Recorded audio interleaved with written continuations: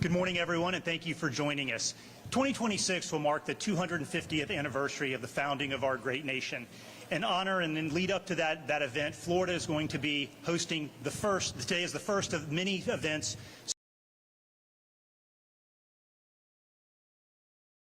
We're going to see today was the idea of the governor, and we are really excited to demonstrate and show the nation that Florida, in the run-up to 2026, will be hosting many such events. So without further ado,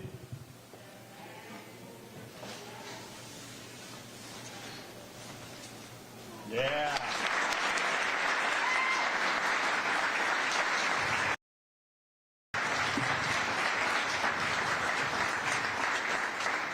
So I want to thank first the governor, First Lady DeSantis, for defending our history by proudly displaying this statue of George Washington for the public to admire. I want to give special thanks to the Mount Vernon Ladies Association, the site's director, its curators and staff who worked with our team in Florida to make this possible. My team at the Division of Historical Resources played an important part in the transport, care, and installation of this statue. We are grateful to the public. The statue comes under our stewardship just in time to spark some early interest for our semi-quincentennial celebrations next year, which marked the 250th anniversary of the signing of the Declaration of Independence on July 4th, 1776. Because of the strong relationship the Department of Historical Resources has maintained with Mount Vernon through the years, they were excited to share the statue with us. Now, thousands of people who visit Florida's Capitol building every year will see the statue and will inspire patriotism and remind people of the civic virtue embodied in President Washington. A little bit of background on the statue. It was sculpted by Robert Schur in 1996. The 6.5-foot bronze statue depicts Washington as the American Cincinnatus, a reference to the Roman soldier and farmer who resigned great military power and returned to civilian life. It is a powerful symbol of the wisdom, strength, and civic virtue of America's first president. It is a replica of the marble statue by French sculptor Jean-Antoine Houdon from the late 18th century. The original. As Chief Arts and Cultural Officer, I hope to see more great works of art like this that are family-friendly and have a great educational value. That's why I enthusiastically support the governor's focus on the fiscal responsibility budget, which includes funding for arts and culture projects related to the America 250 celebration. These grants will inspire patriotic works of art that all Floridians can enjoy. Once again, thank you, Governor, for your leadership. Without further ado, thank you. Well, thanks so much. Well, thanks, Cord, for helping make this happen. We also want to recognize our Senate President, Ben Albritton, our President Emeritus, Kathleen Uthmeyer's gotten off to a great start. He's making things happen. And then, of course, our wonderful First Lady, my wife, Casey, for being here. We're here. We decided to do this today leading into the weekend. I've got to be up in Washington tomorrow. Holiday in the U.S. Code. The holiday is put in statute to commemorate George Washington's birthday. And I think it's important to remember that because he is the father of our country, and he earned the right to have a holiday to honor him. And I'll talk about why that's true in just a minute. But as Cord said, Florida embraces this 250th anniversary that we'll be celebrating in 2026. We're starting this year. There's going to be things that we do all throughout 2025, leading up to the semi-quincentennial next year, all the way through July 4th of 2026. While others are tearing statues down, we are putting statues up to honor the heroes of our republic and our great history.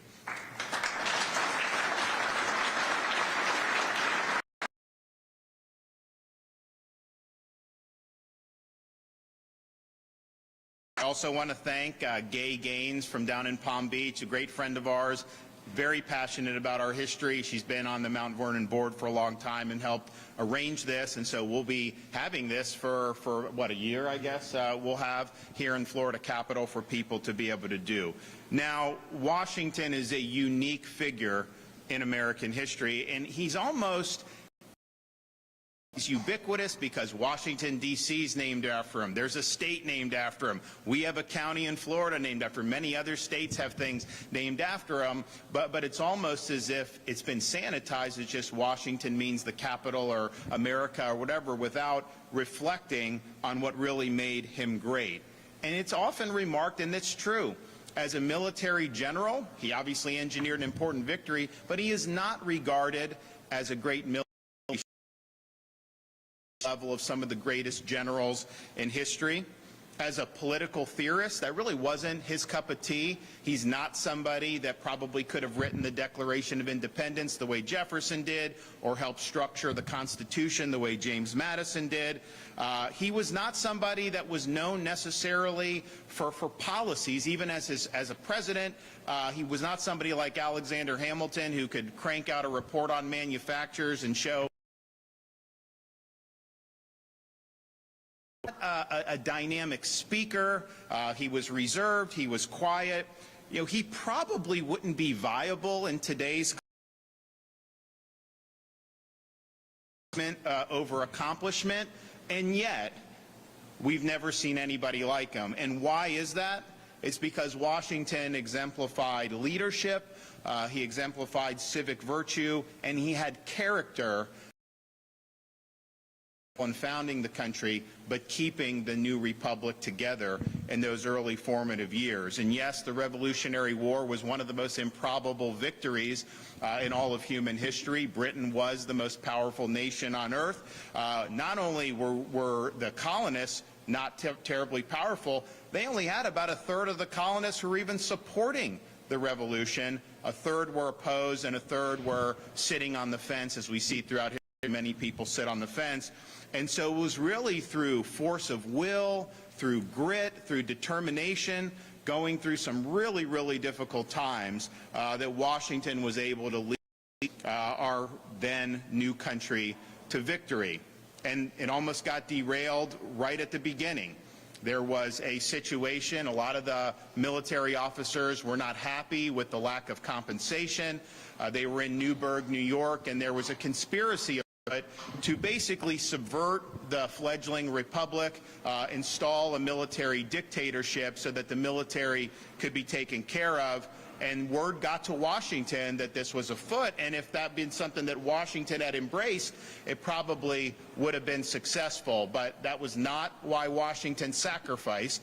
He was not trying to put himself in power. He wanted to be a founder of a republic. And so word got to Washington. He went and he addressed the troops in Newburgh, and as he started to speak, he paused, he grabbed his spectacles from his jacket, and he put his glasses on, but blind in the service of my country. And at that point, it kind of hit all these guys that, you know, we cannot let the old fox down with doing what we're doing. And the conspiracy basically evaporated immediately after Washington spoke. People don't talk about that, but our whole country could have been derailed if he did not have the fortitude to stand up and say what you're doing is wrong. We also saw Washington surrender his sword to the Continental Congress at the conclusion of the Revolutionary War. We kind of think now, oh, well, of course he would have done that. Why would you not? That was not the historical norm. When commanding generals succeeded in a revolution of that nature, they immediately themselves in power. And Washington could have done that. He could have been the king of the United States of America if he wanted to do it. But instead, he showed up, he surrendered his commission, surrendered his sword, and went back to retire to Mount Vernon. When word of this got across the pond to King George III of Great Britain, King George III couldn't believe that someone would actually have refused power like that, and he said, if Washington actually did that, then he's the greatest man in the world.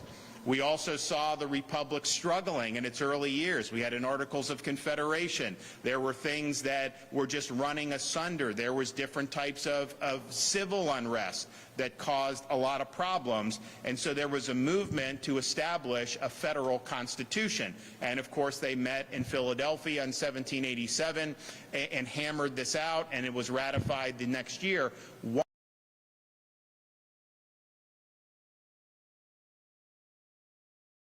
the Constitution absolutely would not have been created and certainly would not have been ratified. And so although people like James Madison are considered the father of the Constitution because it was their political theory that informed how the Constitution was written and structured, the reality is that if they did not have GW, they would not have had a Constitution at all. And of course, he could have just ceremonially been elected as long as he wanted to, but he set the precedent of a two-term limit. And what he was trying to show was that he was not indispensable, that ultimately the republic would go on and that you could elect different people to office. And that was a tradition that stood in this country until 1940 and then was eventually put in part of our Constitution following Franklin Roosevelt running for 4 terms. So Washington's virtue is something that we should study and we should honor, because at every the viability of the republic and the good of the people over his personal desire for power. He could have taken power for himself multiple times, and he didn't. Now, we're often told that ours is a government of laws. That was a famous phrase that a lot of the founding generation used, and it's important, and it's true. And what it means is it's not about the individual. Nobody's indispensable. It's about reflecting the will of the people in a constitutional system. But even though we're built on the idea that nobody is indispensable, even though we operate on that idea, and even though it is in fact true, Washington is the exception to that rule. Indispensable leader. He was the one that kept this together. And without Washington, you can conceive of America getting off the ground successfully without Franklin and without Jefferson, without some of these guys. You cannot conceive of this having succeeded without George Washington. He truly was first in war, first in peace, and first in the hearts of his countrymen. I'm glad that we have this statute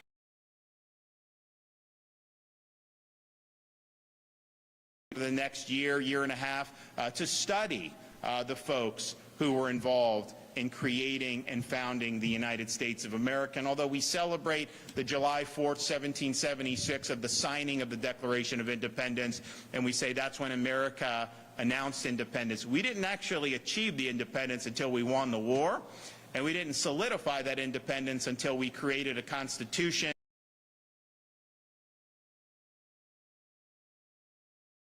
central figure in all of that. So I want to thank Byrd for making this happen. I want to thank Mount Vernon and my friend Gay Gaines for helping get this here. This is just the opening salvo of what we're going to be doing. We fully anticipate being able to do similar commemorations in the counties where you have named founding fathers. So Washington County, Hamilton County, Madison County, Jefferson County, Franklin County, and then all the way down south in Monroe County. And we will be doing other things over the next year and a half. So we're proud of being Americans. We're proud that our country was founded on really enduring principles. And we view 1776 and the aftermath as one of the most important moments in all of human history. Thank you all. God bless, and please enjoy the statue.